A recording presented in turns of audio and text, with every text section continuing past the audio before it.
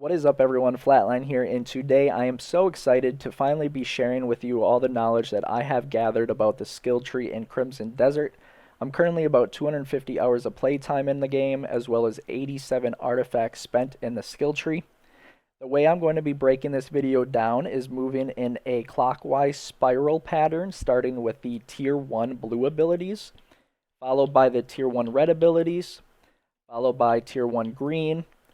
Next, we'll move to the outer side and do Tier 2 blue, Tier 2 red, and Tier 2 green, and that is the exact order that the chapters will be labeled in. So if you feel more comfortable with one category more so than the other, feel free to jump around. Your blue abilities are going to be more of your attacks.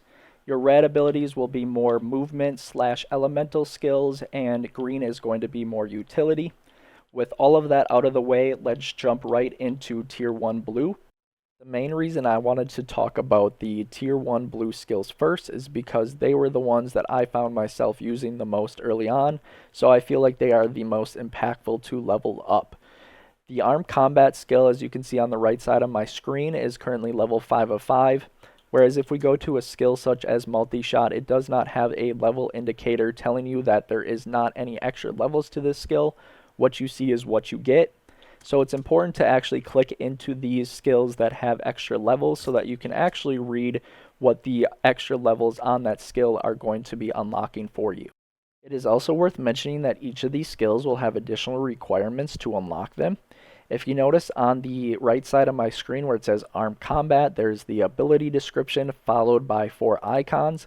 This skill in particular does not have additional requirements, but if we make our way over to Axiom Force, you will now notice it says acquisition requirements meet certain conditions to learn. Abilities like this can only be learned by completing main story missions, whereas abilities such as Winch actually require you to have grappling level 3 as well as Axiom Force level 3 and an Abyss artifact. Or if you go to a skill such as Aerial Roll, you will notice you can either have Flight level 1 and an Abyss artifact ×1, or you can actually observe this skill in action to learn it. Now, any skill that has the option to observe the skill instead of spending Abyss artifacts and skill points to level it up, I would always try to observe it. You can simply do this by exploring. You will notice NPCs located around maps, potentially fighting training dummies, or even throughout just side missions and main missions, where you will have an option to hold LB to observe what they are currently doing, and that is how you will learn some of these skills just via gameplay. So always try to observe skills if you have that option. And then you'll notice a skill like Force Palm, that is the only option you have to unlock this skill, is that you actually have to observe it in action to learn it. My first recommendation for the blue tier 1 skills is to put 1 point into each of the following skills that I'm about to list off. 1 point into Armed Combat, 1 point into Forward Slash, 1 point into Turning Slash, followed by 1 point into Stab, and 1 point into Spinning Slash. And the reason I'm having you put points into those skills right away is because it will open up so many more movesets and combinations in combat that will make the game feel so much smoother. Once you have 1 point into each of those skills, we are now going to max out Forward Slash. We're going to put 1 point into Proficiency. I know that's going against the rule I just taught you, where if you have the option to observe a skill, you should always do so. However, some skills are so good to have that it's worth putting a point into. After that, you'll put a point into Sure Hit, which will make it so that Forward Slash can no longer miss enemies. After that skill is maxed out, you'll move to Spinning Slash and put 1 point into Proficiency, which will allow you to hold RB and A to perform consecutive spinning slashes. Most enemies that you will be fighting in Crimson Desert will be in large groups, so any AoE attack is welcome. After that, you'll make your way over to Turning Slash, and you'll want to max this skill out as well.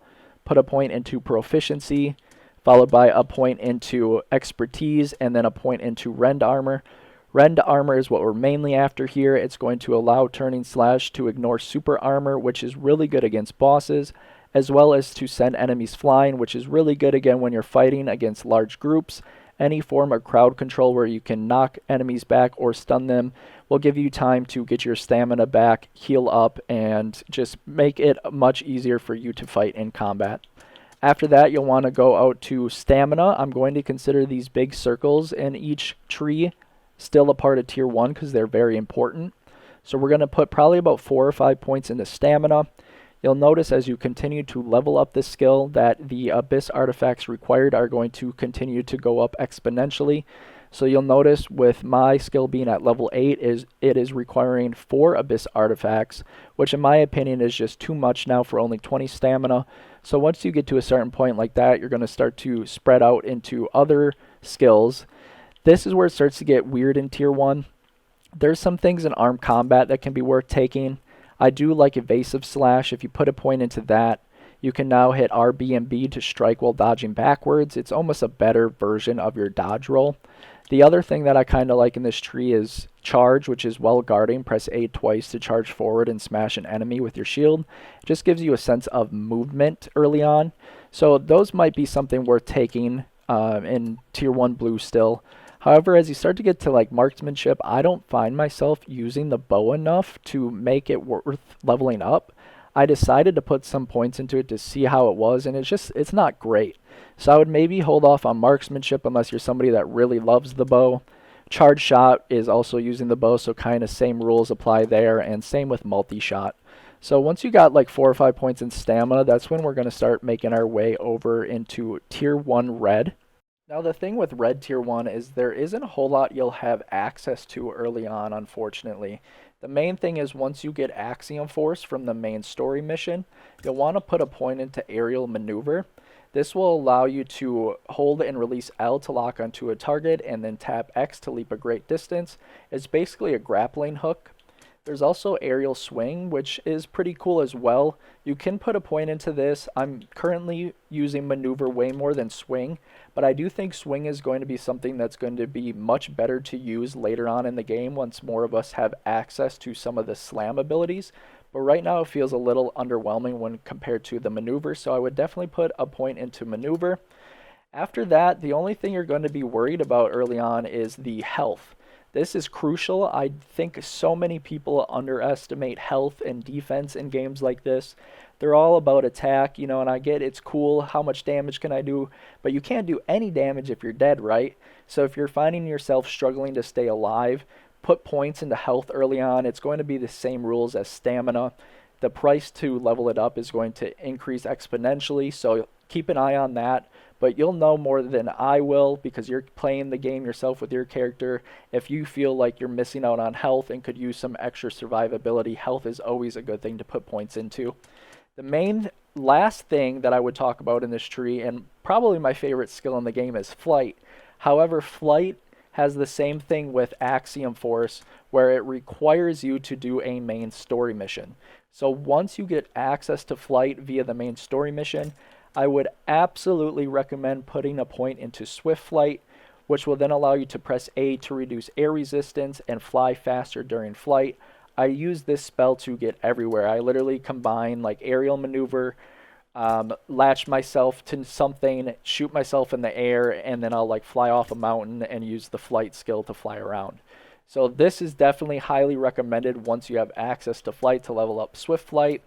And after that, there's really not a whole lot in tier 1, to be honest. You get aerial roll, but that is something that I don't really care for to put points into.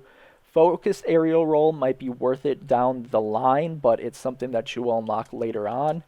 And then the only other thing really you're looking at is winch and ambush. But if you notice, winch has crazy requirements. You have to have grappling 3 and Axiom Force 3 to even unlock it. And ambush requires winch 1. So again, you'd have to have grappling 3, Axiom Force 3, Abyss Artifact times 1, have this level 1, and then you can unlock ambush. And although I think ambush is a cool ability, I found it's really hard to pull off in combat. So these are things that I would hold off until you start to get some more points into the green tree. And that is what we'll go over next. We'll go over tier 1 green. There are 4 main skills that I want to go over in green tier 1. Those being Force Palm, Evasive Roll, Spirit, and Double Jump. Now I know it looks like Double Jump and Evasive Roll shouldn't be tier 1, but I personally feel like I got access to them very early on in the game, so I'm going to include them in tier 1 as I feel like they are very important. Force Palm is the one that you want to level up immediately. This skill is very good. Every one of these that you get access to in here are crucial to everyday Crimson Desert gameplay. The first being Aerial Force Palm. You can press right stick in while in midair to aim the energy of your force palm downward and launch yourself even higher. These are really good for getting yourself up mountains. As you can see in that video in the top right hand corner, there are plenty of them in Crimson Desert. You can also use this skill combined with the grappling skill that I showed you earlier to create some really cool maneuvers and allow you to climb heights very quickly. After that, you could level up Healing Force Palm if you want to. I do think it's just a good ability to have in general. But the other things are after here are Proficiency and Expertise. This one will allow you to perform a follow-up Force Palm after the first one that you use, and Expertise will allow you to perform a third strike. So you can perform 3 in total, and I can show you really quick what that looks like in game.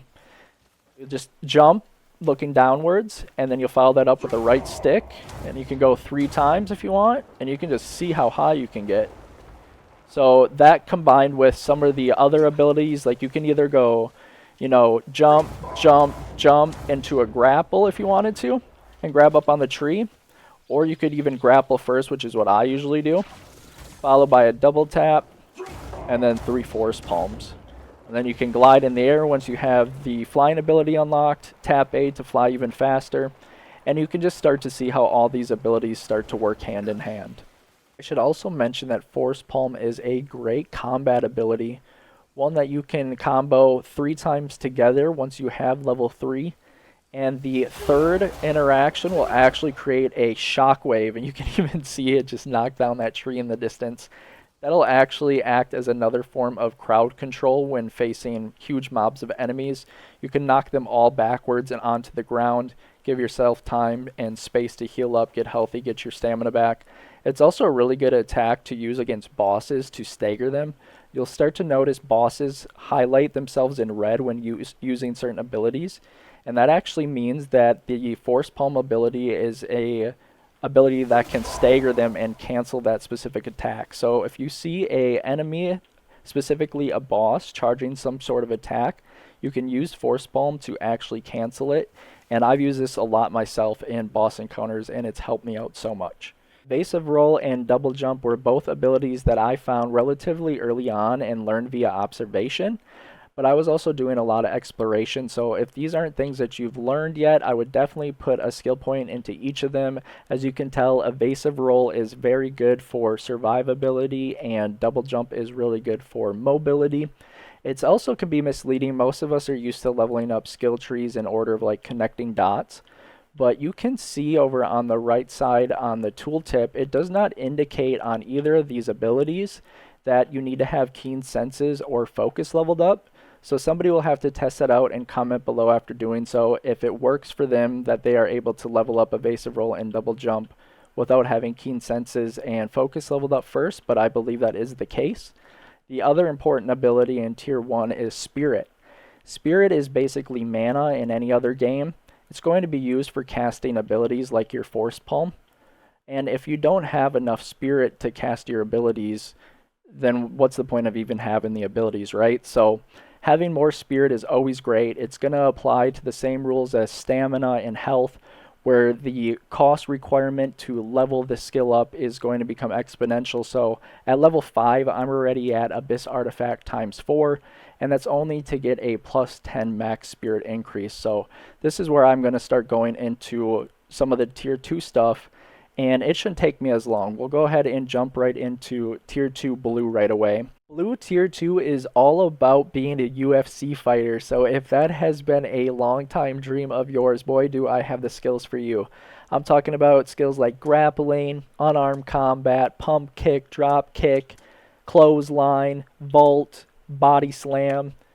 It doesn't really get much better than that, right? So I haven't personally used too many of these abilities myself. I leveled up the grappling in order to get access to winch and ambush, which again I told you earlier, it felt like an overcommitment, and those abilities can be pretty hard to use in combat. However, I did notice once I leveled up grappling, these abilities almost act as fillers. A lot of these were learned through observation, so I didn't even have to put points into it, but they act as like filler abilities in between your other sword attacks, RB and RT.